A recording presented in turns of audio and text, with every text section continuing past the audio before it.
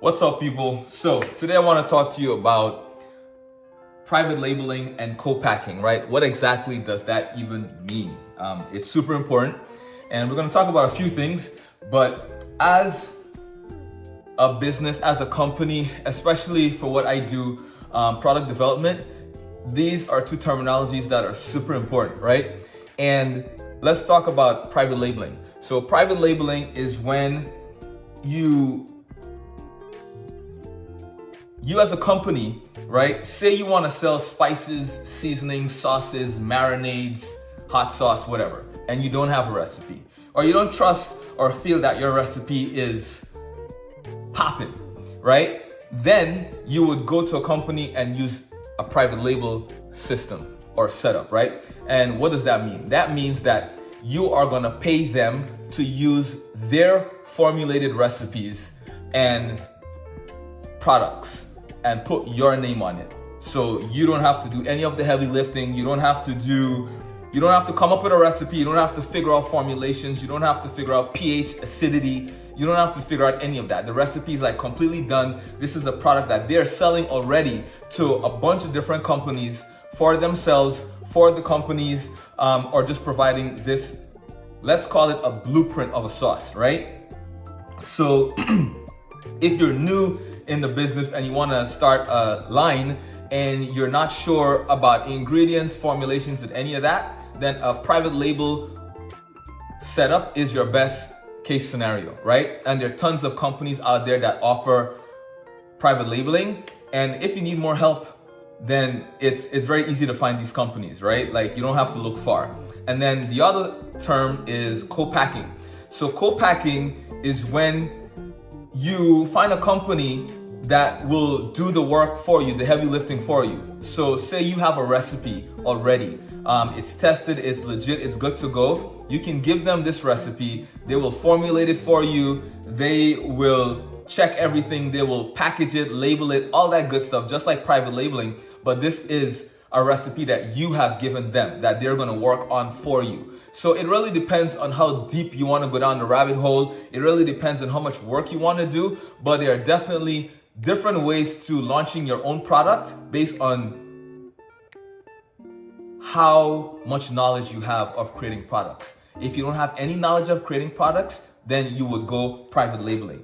If you have knowledge of creating products and you're very good with creating recipes and formulations and checking acidity level and all of that, then I would go with co-packing because that's what I do, right? And if you need more help about co-packing versus private labeling, if you need vendors to facilitate these two different things, then I definitely have those resources available for you and I can send them to you in the blink of an eye.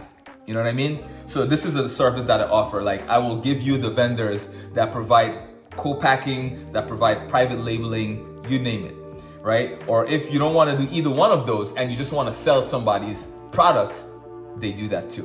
You know what I mean? So that is the difference between co-packing and private labeling. Now, we touched on very briefly about acidity and pH levels. And the reason why this is super, super, super important is because when you create a sauce, a marinade, anything that's liquid, anything that's wet, you need it to be shelf stable. You need it to have the right pH balance. You need it to have the right acidity, because if you don't, you are now hovering along the lines of botulism. You're now hovering along the lines of food poisoning. Like it's a serious thing. So don't take this lightly when you are creating a product to sell, right? You want to make sure that you go about it the right way. You want to make sure that you find the right team. You want to make sure that you find the right company, the right person to help you do this properly. And with testing acidity, right? Like for instance, right now I'm working on a sauce line that I can't wait. It's amazing, right? My partner and I, and I'm in the process of adjusting the acidity level and the pH level because, like I said, we want this product to be shelf stable. So what do I mean by shelf stable? What I mean is when you go in the supermarket or anywhere online and you buy something, right? let's say you walk into the supermarket, all those sauces you see in the different aisles that's now refrigerated, that's what shelf stable means, right? So for them to be able to be shelf stable, if they have fresh ingredients in them, right? Like onions, garlic, alliums, those kind of things, you need to have the right amount of acidity in this product to keep it from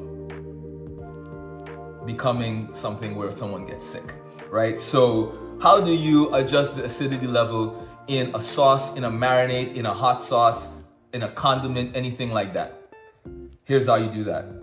You have to add some form of acidity, right? And you can do that by two things. One, you can do a citric acid, or you can do a acetic acid, right? And what would that be? That would be something like a vinegar, lemon, and these are powders, right? So these are just some of the things you would have to play around with. And then what you need to remember is the minute you add acidity to your sauces, your marinades, whatever it is that you're making, is gonna change the flavor, because those citric acid type of ingredients, they think of it as a lemon drop or a warhead, or one of those super mouth puckering, like super tart, like the most tart lemon drop you could ever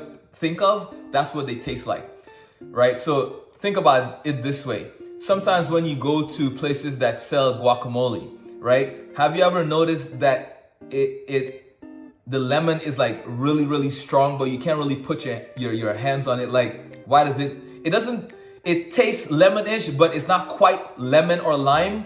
Is because they're putting citric acid in the guacamole, and that also keeps it from oxidizing, aka turning brown, gray, looking really nasty. You know what I mean? So that's what these kind of acids do. They slow down that whole aging process, that whole oxidization process, right?